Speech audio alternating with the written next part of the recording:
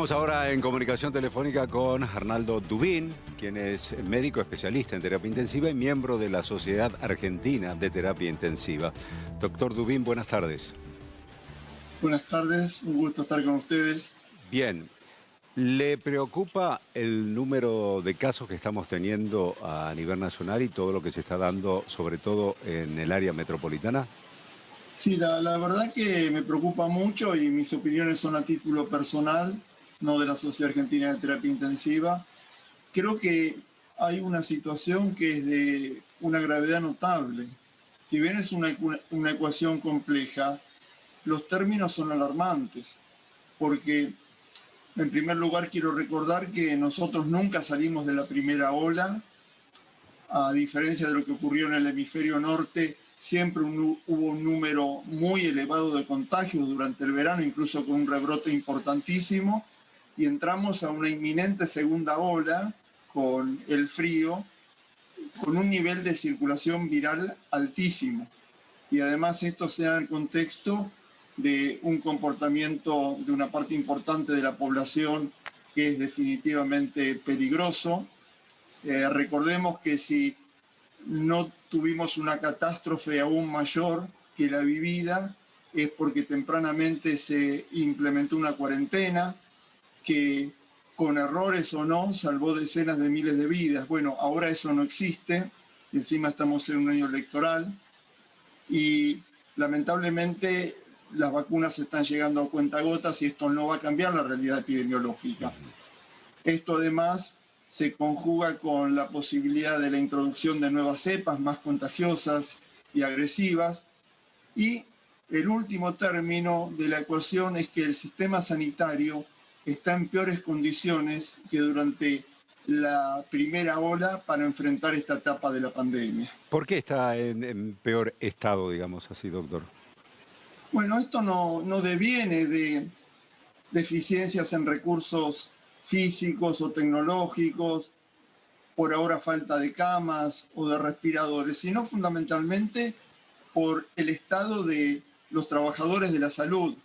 Nosotros durante la primera ola fuimos sometidos a una carga de trabajo descomunal, extenuante, terminamos agotados física y anímicamente, no tuvimos descanso, muchos no nos hemos podido ir de vacaciones. Las filas, particularmente de los intensivistas, han disminuido.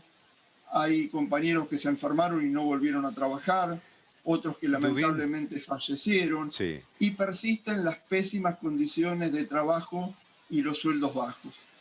Además, hay un factor que es muy importante que a mí me gustaría destacar. A ver. Nosotros durante la primera ola tuvimos una polémica acerca del porcentaje de ocupación de camas en el AMBA y en la ciudad de Buenos Aires particularmente, y nosotros pensamos que estábamos cerca del colapso, que la ocupación era muy alta, pero de todos modos enfatizamos que el problema no era el número de camas, sino la tensión que había en el personal de salud, el estrés, la sobrecarga del sistema. Y durante la primera ola hubo un notable aumento de la letalidad en la ciudad de Buenos Aires. Prácticamente duplicó. Y si bien esto puede explicarse por distintas causas, por ejemplo, una carga tardía de datos que ocurrió en todos lados, una hipótesis plausible es la tensión del sistema, la sobrecarga, la fatiga. Esto es como una actividad muscular intensa se puede mantener durante un tiempo limitado y después sobreviene la fatiga y el rendimiento es menor.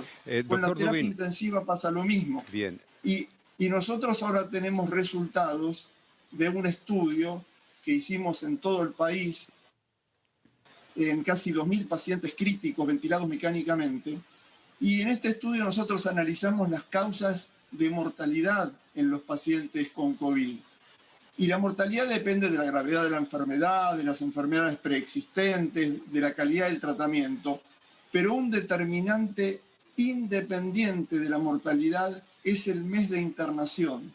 De modo que con la misma enfermedad y en el mismo lugar, si usted se internaba en mayo, le iba mucho mejor que en septiembre o en octubre. Esta es la carga, la tensión del sistema.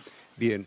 ¿Qué datos tienen ustedes de la Sociedad Argentina de Terapia Intensiva? Si está todo el personal vacunado, por ejemplo, que trabaja en terapia intensiva a nivel país. No existen relevamientos en este sentido, pero sí de distintos gobiernos y de instituciones en particular, y en especial los intensivistas nos hemos vacunado mayoritariamente. Usted sabe que la campaña antivacunas no solamente impactó en la población general, sino incluso en los médicos. Pero afortunadamente la inmensa mayoría de los intensivistas hemos podido vacunarnos. Doctor, los países de la región se están cerrando, Chile, sobre todo en la zona metropolitana, Uruguay con alerta máxima, no solo en la región, Alemania, Europa también en situaciones complicadas. ¿Qué debería pasar acá en la Argentina? Porque las autoridades han dicho que por ahora a una cuarentena no se vuelve. Bueno, como le decía, estamos en un año electoral. La cuarentena, el aislamiento, las restricciones a la circulación son una medida universal que es imprescindible instrumentarla en determinadas etapas de una pandemia. Tal vez este no sea el momento, pero nosotros tenemos el espejo de lo que está ocurriendo en Europa y la mayor parte de los países están con restricciones importantes a la circulación. De modo que esto no lo podemos descartar. Otro espejo que nosotros tenemos es Brasil. En Brasil el sistema sanitario está colapsado. Los pacientes no pueden ser internados en las terapias intensivas. Se está usando oxígeno industrial porque el medicinal ya se terminó. Entonces, en determinadas etapas de una pandemia, las cuarentenas son imprescindibles. Probablemente no cuarentenas prolongadas, sostenidas en el tiempo, generalizadas, pero sí en determinados lugares y por tiempos más restringidos. Esto no podemos descartarlo. Hoy hubo... Y si no nos cuidamos, sí, esto va a terminar en una catástrofe mucho mayor que los casi 55.000 muertos con los que ya contamos. Doctor, hoy el último dato son 9.400 casos nuevos de COVID. Si esa cifra trepara a los 12.000 casos, ¿tendría que volverse a fase 1? No, esto es muy complejo y además dependerá de lo que ocurra en cada región geográfica en particular. Probablemente un error de la cuarentena inicial es que se hizo en todo el país cuando solamente era necesario probablemente en el AMBA. Esto va a haber que analizarlo, insisto, cuidadosamente, y por otra parte sería temerario que yo dé una opinión definitiva sobre esto porque soy intensivista y no sanitarista o epidemiólogo. ¿Es recomendable el cierre de fronteras, doctor? Porque la semana pasada justamente hubo un pronunciamiento de especialistas pidiéndole al gobierno que deje de permitir que ingresen ciudadanos argentinos que están de vacaciones en otros lugares donde está creciendo la cantidad de casos. ¿Es recomendable? Hasta ahora el gobierno no lo hizo y aparentemente no lo haría.